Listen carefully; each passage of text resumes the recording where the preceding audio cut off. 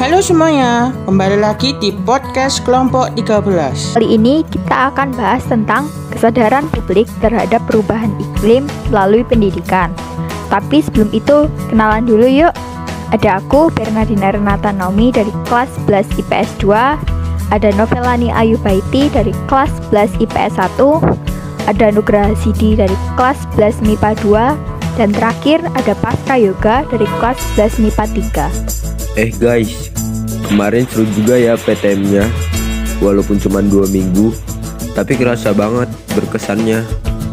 Iya benar, dari yang biasanya kita PJJ dan berdoa masing-masing dari rumah, sekarang di sekolah mau nggak mau ngelakuin rutinitas doa pagi dari sentral. Iya ya, seru juga PTM, bisa ketemu teman-teman sama guru juga. Oke, kalau gitu podcastnya kita mulai ya teman-teman. Oke, Novelani. Guys, aku mau tanya nih. Kemarin kan aku ada tugas agama nih. Tolongin dong. Sini aku bantuin, apa tugasnya sekalian kita bahas ya. Oke, jadi gini, apa sih tugas pokok gereja itu? Ya udah, sini tak jelasin. Jadi tugas pokok gereja itu untuk mengarami dan menerangi dunia ini dan mempengaruhi masyarakat dengan Injil Kristus. Tugas ini bisa tercapai apabila gereja bisa berfungsi sebagai abdi atau pelayanan masyarakat, dan apabila gereja bisa berakar di dalam masyarakat. Itu dari penjelasanku, apalagi ini yang mau kamu tanyain. Nah gini yang aku mau tanyain, tugas pokok gereja dalam kehidupan sehari-hari itu apa aja sih? Contohnya kalau boleh tahu. Sini, aku gantian yang jelasin. Jadi, tugas-tugas pokok gereja dalam kehidupan sehari-hari itu contohnya kamu pergi ke gereja, terus kamu ikut dalam pelayanan gereja, ya seperti misdinar atau putra altar, dan kamu menyanyikan lagu puji syukur. Itu sudah termasuk tugas gereja.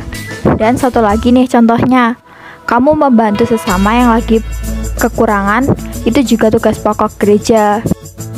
Wah, makasih banget ya penjelasannya. Novelani sama Naomi udah bantuin tugasku. Sama-sama Pasca. Sama-sama. Aku juga mau tanya nih, boleh?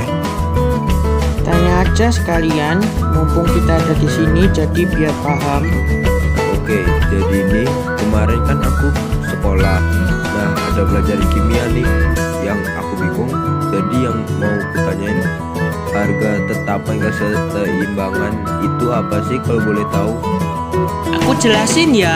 Jadi harga tetapan kesetimbangan itu terjadi pada reaksi kimia reversibel, yakni reaksi di mana produk dapat mengalami reaksi balik menjadi reaktan. Kesetimbangan kimia terjadi ketika laju reaksi maju sama dengan laju reaksi balik dan konsentrasi senyawa-senyawa produk dan reaktan sudah tidak berubah lagi. Kesetimbangan kimia dinyatakan dengan tetapan kesetimbangan yang disimbolkan dengan Kc. Kc merupakan rasio dari perkalian konsentrasi senyawa-senyawa reaktan dibagi perkalian konsentrasi senyawa-senyawa produk. Untuk reaksi homogen dalam fase gas, konsentrasi senyawa dilambangkan dengan tekanan parsial P, sehingga tetapan kesetimbangan dinyatakan dengan Kp.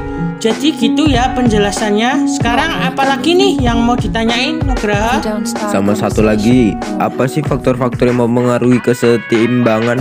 Jadi faktornya ada 5. 1. Konsentrasi, yaitu menambah konsentrasi reaktan akan menggeser kesetimbangan ke kanan sehingga terbentuk produk dan sebaliknya. Menambah konsentrasi produk akan menggeser kesetimbangan ke kiri sehingga terbentuk reaktan. 2. Tekanan atau disimbolkan P. Menambah P akan menggeser kesetimbangan ke arah fraksi yang memiliki jumlah koefisien reaksi lebih kecil dan sebaliknya. 3. Volume dilambangkan V. Meningkatkan V akan menggeser kesetimbangan ke arah fraksi yang memiliki jumlah koefisien reaksi lebih besar. Perubahan volume memiliki efek berlawanan dengan perubahan tekanan. 4. Katalis tidak mempengaruhi arah reaksi. Dan yang kelima, temperatur yang disimbolkan T. Meningkatkan temperatur atau T berarti reaksi berjalan ke arah reaksi yang melibatkan penyerapan kalor. Jadi itu faktor yang berpengaruh kesetimbangan ya. Wah, komplit banget penjelasannya. Makasih ya Pasca. Sama-sama. Guys, kemarin aku buat analytical text tentang larangan bermain game terlalu banyak. Bentar, kalau boleh tahu nih, apa sih itu analytical text, Naomi? Oh iya, lupa mau jelasin. Jadi, analytical text adalah argumen logis dari penulis mengenai sebuah masalah yang perlu diperhatikan. Oke, makasih ya penjelasannya. By the way, anyway, Baswe, tadi kamu mau nunjukin analytical text mana? Aku mau denger dong. Oke, jadi gini analytical textnya. Playing game is fun, but we should stop it. If we are addicted, it is hardly for us to stop it. It makes us forget our time study and hurt our eyes because of radiation. Wah, bagus banget analytical text exploitation-nya, ada pelajarannya juga. Iya bener, jadi analytical text-nya itu aku buat tentang banyaknya anak muda zaman sekarang yang terlalu banyak bermain game, kadang 7-8 jam. Nah, tesis ini aku buat juga buat kalian nih. Boleh main game, tapi ada batas waktunya. Wah, nggak salah sih kamu buat analytical text kayak gini dan juga bener banget. Zaman sekarang kalau anak muda main game itu sampai selama itu jadi prihatin. Iya, maka dari itu, kalian yang masih muda, jangan main game online lama-lama. Sayangi tubuh kalian juga ya. Iya, wah bagus Naomi analytical text-nya. Sekarang aku sadar kalau main game nggak boleh lama-lama ya. Iya benar, aku juga mau berhenti main game online lama-lama. Ngeri juga loh dampaknya main game. Temanku kemarin ada yang sampai harus dirawat gara-gara keseringan begadang buat game. Serem juga. Oh iya, ngomongin soal dirawat di rumah sakit, kan harus pakai infus tuh. Nah, pemasangan infus itu termasuk ke dalam salah satu contoh penerapan hidrostatis dalam kehidupan.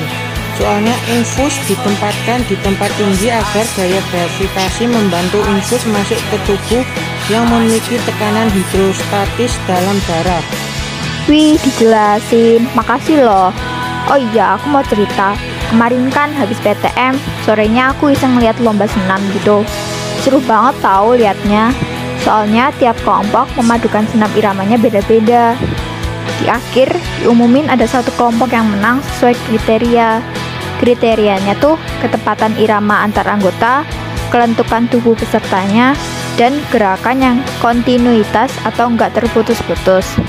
Pas banget itu kelompok yang aku suka dari awal lomba, dan mereka juga memenuhi kriteria penilaian itu, makanya mereka bisa menang.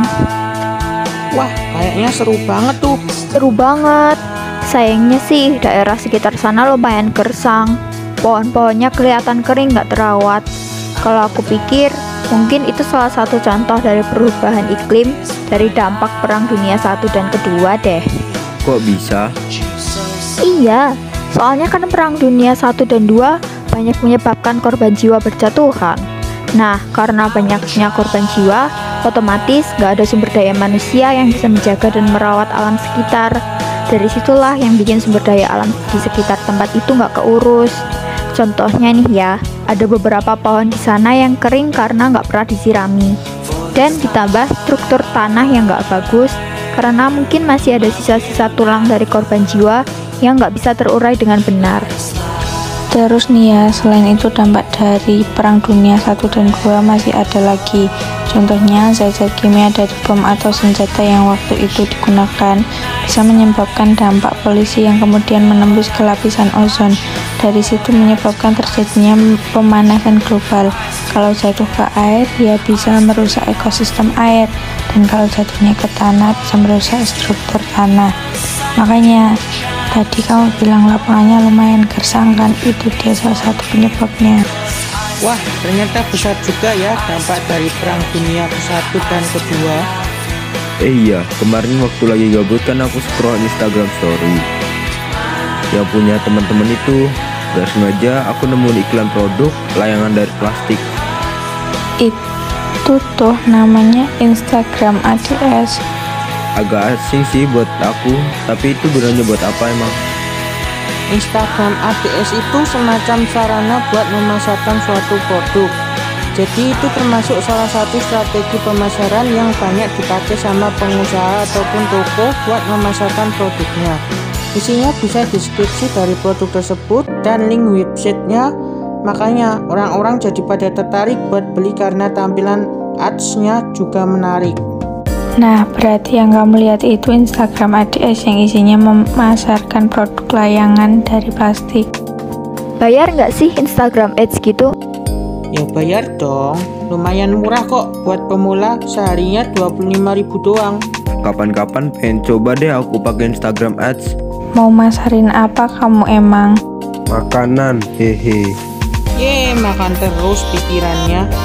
Sadar gak sih kalian kalau kita makan tuh sama aja kita nerapin salah satu contoh pemanfaatan fauna flora sebagai sumber daya alam. Kayak kita makan daging yang asalnya bisa dari ayam, sapi, bebek, kambing, terus buah-buahan contohnya mangga, pisang.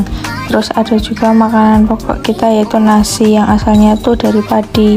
Ternyata ya kita makan aja udah ngelakuin pemanfaatan flora dan fauna. Gak cuma konsumsi makanan aja, tapi juga ada pemanfaatan lain. Contoh sederhananya nih ya, pintu, lemari, dan perabotan rumah kita yang terbuat dari kayu. Kan itu juga termasuk pemanfaatan flora sebagai sumber daya alam. Dan secara gak sadar kita juga mengalami proses pencernaan waktu makan. Jelasin sekalian dong, aku kurang paham nih sama proses pencernaannya. Jadi gini, dengerin ya. Karbohidrat mulai mengalami pencernaan di mulut oleh enzim vitalin. Di lambung tidak terjadi pencernaan karbohidrat. Pencernaan selanjutnya terjadi di usus halus dengan adanya enzim amilase yang memecah karbohidrat menjadi maltosa. Selanjutnya, maltosa akan dipecah oleh enzim maltase menjadi glukosa. Selain itu, ada juga enzim sukrase yang memecah sukrosa menjadi glukosa dan fruktosa. Selain laktase yang memecah laktosa menjadi glukosa dan galaktosa. Nah, kurang lebih seperti itu sih. Wih, lengkap banget. Iya, kemarin kan aku lihat TV, terus ada cerita iklan jam 6 soalnya azan. Terus lihat ada aksaranya, aku nggak tahu nih apa, ada yang tahu?